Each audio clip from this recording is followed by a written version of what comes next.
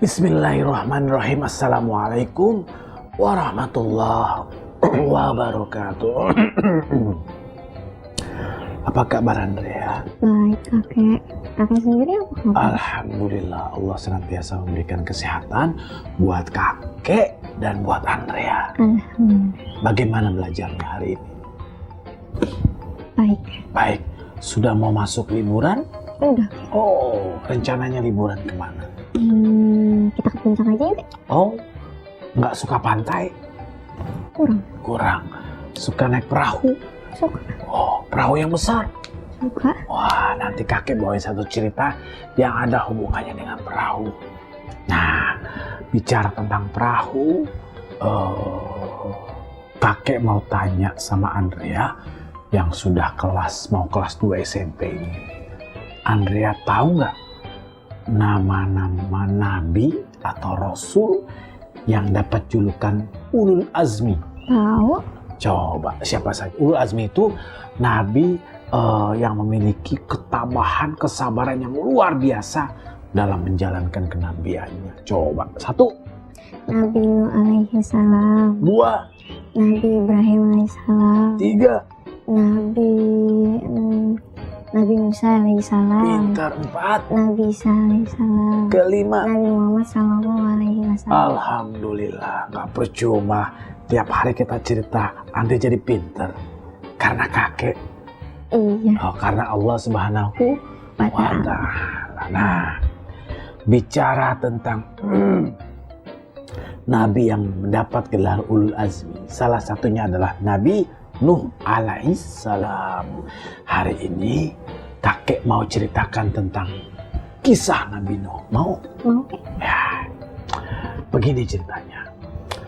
Di sebuah lereng bukit yang gersang, tampaklah sosok laki-laki tua yang sedang sibuk membelah batang-batang kayu dengan kampaknya.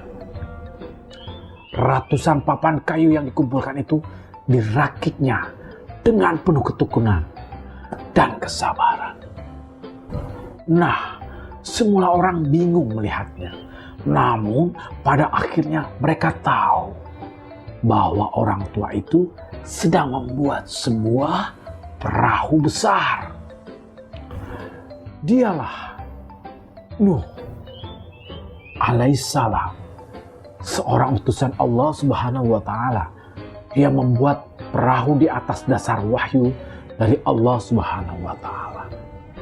Andrea, pemirsa Zakat TV, kisah ini berawal dari 5 orang yang soleh dan hidup di zaman sebelum lahirnya kaum Nabi Nuh alaihissalam. Nama-nama mereka diantaranya seperti Wad, Suwa, Yahud, Yauk, dan Nasr. Setelah kelimanya meninggal, orang-orang lantas membuat patung-patung mereka dengan tujuan untuk menghormati dan mengenang budi baik mereka. Setelah patung-patung itu diwariskan turun-temurun kepada anak cucu mereka hingga sampai pada zaman Nabi Nuh, timbullah berbagai dongeng dan khurafat yang mempengaruhi pemahaman dan keyakinan manusia pada saat itu. Mereka menganggap patung-patung itu mempunyai kekuatan gaib. Iblis telah membisiki kaum Nabi Nuh bahwa berhala-berhala tersebut adalah Tuhan yang dapat mendatangkan manfaat dan menolak bahaya. Patung-patung itu pun lantas disembah oleh para kaum pada saat itu. Lalu Allah Subhanahu wa Ta'ala mengutus Nabi Nuh untuk memberantas segala bentuk kemusyrikan di zaman itu. Dengan seluruh kemampuannya, Nabi Nuh berusaha menyadarkan kaumnya untuk kembali menyembah kepada Allah.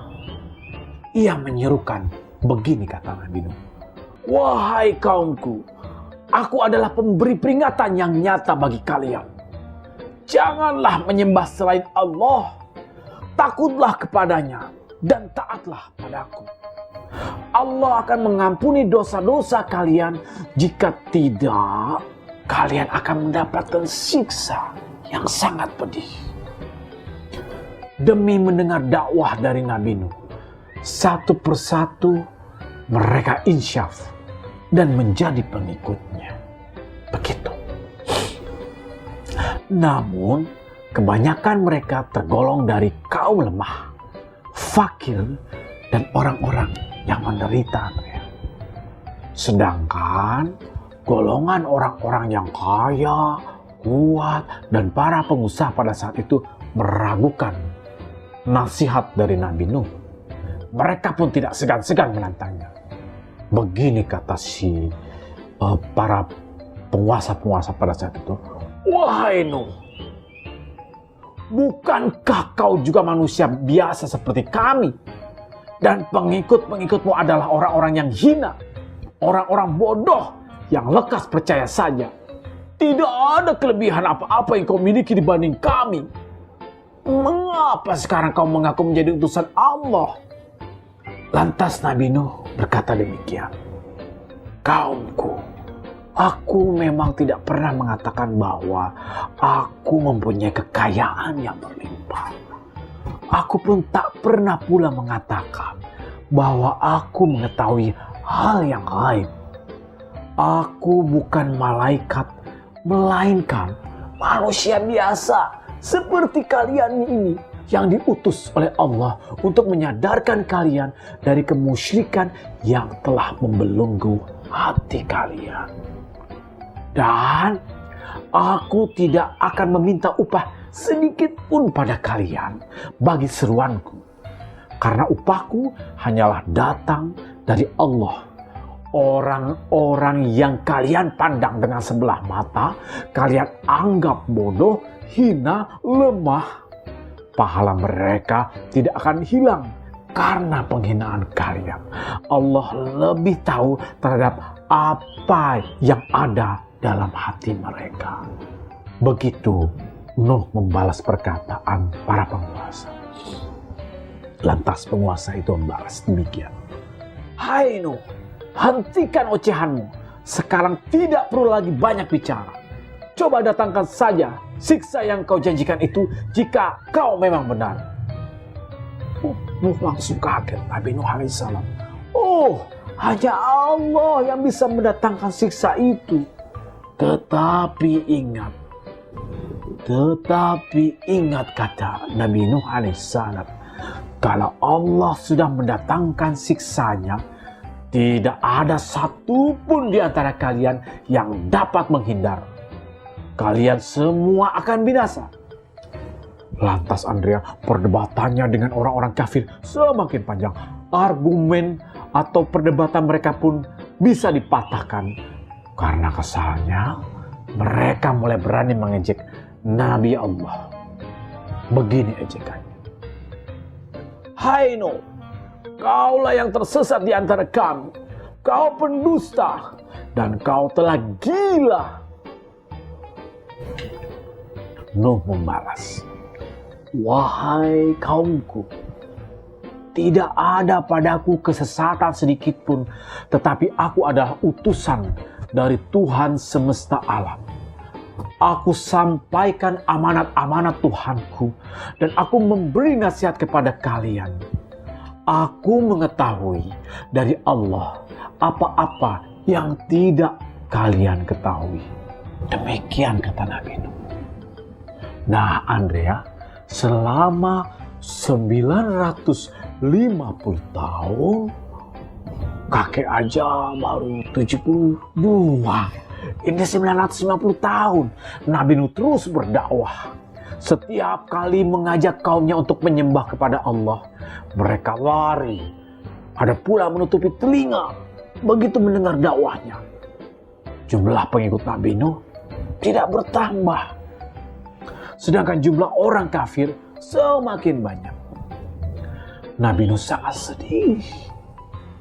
Namun ia tidak putus asa untuk mengajak kaumnya kembali menyembah kepada Allah Subhanahu wa Ta'ala. Hingga suatu ketika Andrea, kepada Allah. Nabi Nuh mengadukan kesedihannya. Allah mengerti perasaan Nabi Nuh. Ia telah berjuang selama 950 tahun untuk berdakwah. Kini, tibalah saatnya Allah mendatangkan perkaranya untuk menolong orang-orang yang beriman dan membinasakan orang kafir. Nabi Nuh lantas berdoa kepada Allah Subhanahu wa Ta'ala. Ya Allah, jangan Engkau biarkan seorang pun di antara orang kafir itu tinggal di atas bumi, ya Allah. Sesungguhnya jika Engkau biarkan mereka tinggal, niscaya mereka akan menyesatkan hamba-Hambamu, dan mereka tidak akan melarikan selain anak yang berbuat maksiat dan kafir. Seketika itu pula, Andrea, doa Nabi Nuh dikabulkan oleh Allah. Diperintahkan kepada Nabi Nuh supaya membuat perahu dengan pengawasan dan wahyu dari Allah. Tanpa mengenal lelah, Nabi Nuh bekerja siang malam membangun perahu, sementara cuaca atau udara saat itu sangat kering dan tidak ada sungai atau laut yang dekat, sehingga hal ini membuat setiap orang yang melihat pekerjaan Nabi terheran-heran. Lebih-lebih kaum kafir beserta pembesar mereka, tiada kata yang terucap dari mulut mereka selain celaan dan hinaan. Lebih menyedihkan lagi, Andrea, istri Nabi Nuh juga termasuk dalam golongan mereka. Bagaimana perahu ini bisa berlayar, hai Nuh? Apakah dia akan berlayar di atas tanah? Haha, sungguh Nuh telah gila. Begitu katanya. Dengan sabar Nabi Nuh menjawab ejekan mereka.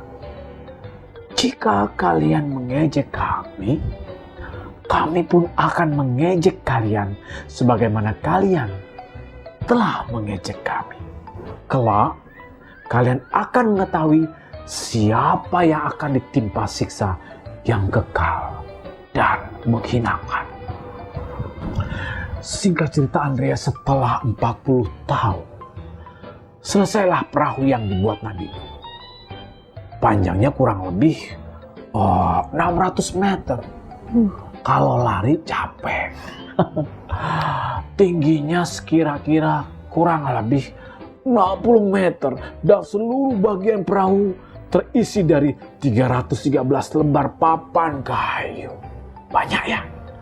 Nah, perahu ini pun mempunyai 3 dek untuk para penumpangnya. Dek paling bawah untuk mengangkut segala jenis binatang, dek di tengah untuk orang-orang beriman, dan dek ketiga untuk mengangkut segala jenis burung. Begitu. Kini Nabi Nuh tinggal menunggu perintah dari Allah. Selanjutnya, Allah mewahyukan bahwa jika dapur-dapur untuk memanggang roti sudah memancarkan air, maka itu perintah Nabi Nuh untuk segera bertindak. Beberapa hari kemudian, dapur-dapur untuk memanggang roti itu mulai menunjukkan tanda-tandanya. Air terpencar dengan deras.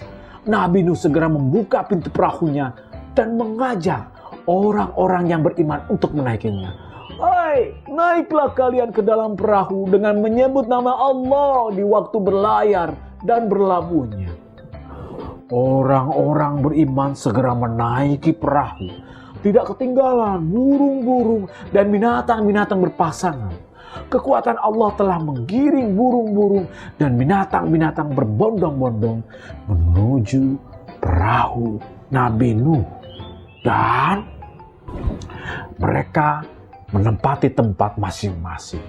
Sementara, Andrea, sebagian besar kaum yang kafir, termasuk istri Nabi Nuh, dengan sombong menolak menaiki perahu tersebut, sehingga kaumnya yang beriman dan ikut serta dalam perahu itu hanyalah berjumlah 80 orang saja. sangat sedikit. Tiba-tiba air mulai keluar dengan deras dari celah-celah bumi. Mula-mula hanya sebatas telapak kaki. Keadaan ini tidak menyadarkan kaum kafir. Mereka malah sibuk menyelamatkan hartanya masing-masing. Nabi Nuh menutup perahunya. Sementara dari langit turun hujan yang sangat deras yang belum pernah terjadi sebelumnya di muka bumi ini. Nabi Nuh bersama orang-orang yang beriman di dalam perahu hanya bisa pasrah kepada Allah Subhanahu wa Ta'ala, menunggu detik-detik tenggelamnya bumi. Begitu. Nah, orang-orang kafir mulai kelabakan mencari tempat perlindungan dari air bah. Sebagian tewas terseret arus, atap-atap rumah tidak dapat lagi dijadikan tempat berlindung karena permukaan air semakin tinggi. Bahkan pucuk-pucuk daun di pohon yang tinggi mulai terhimpit terjilat air. Saat perahu berlayar, nampak Kan'an. Siapa itu Kan'an? Kan'an adalah anaknya Nabi Nuh. Berenang menuju puncak sebuah gunung yang belum terjamah air. Tiba-tiba saja naluri kasih sayang seorang ayah membuat Nabi Nuh berusaha keras memujuk dan merayu anaknya agar mau naik perahu bersamanya. Kata Nabi Nuh, "Kan'an anakku, naiklah ke perahu bersama kami. Janganlah kau mati bersama orang-orang yang kafir." Kan'an menjawab, "Tidak ayah, aku akan selamat berada di puncak gunung itu." "Kan'an," kata Nabi Nuh, "please," bahasa Inggrisnya begitu, "please, dengarkan ayah Kan'an.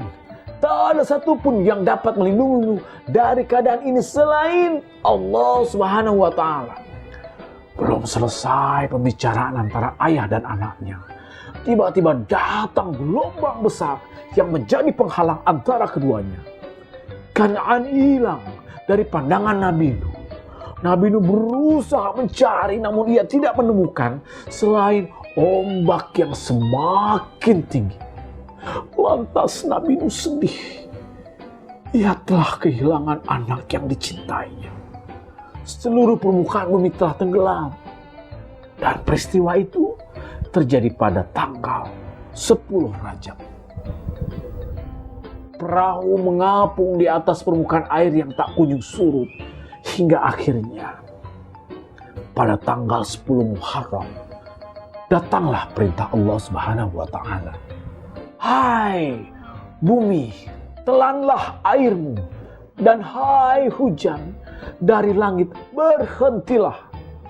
Perintah Allah itu telah mengakhiri petualangan Nabi Nuh bersama pengikutnya yang telah terapung-apung di dalam perahu selama 6 bulan. Lenyaplah peristiwa yang mengerikan itu seiring dengan menyurutnya air ke celah-celah bumi. Hati Nabi Nuh masih galau akan kematian anaknya. Kan'an, ia bertanya-tanya kepada Allah, tidak menyelamatkan anaknya. Ia tidak tahu bahwa Kan'an menyembunyikan kekafirannya di hadapan Nabi Nuh. Hingga terucap, "Ya Tuhanku, sesungguhnya anakku termasuk keluargaku, dan sesungguhnya janji Engkau itulah yang benar, dan Engkau adalah hakim yang seadil-adilnya." Allah pun menjelaskan kepada Nabi Nuh, "Hai Nuh, sesungguhnya bukanlah termasuk keluargamu yang dijanjikan akan diselamatkan. Sesungguhnya perbuatannya tidak baik.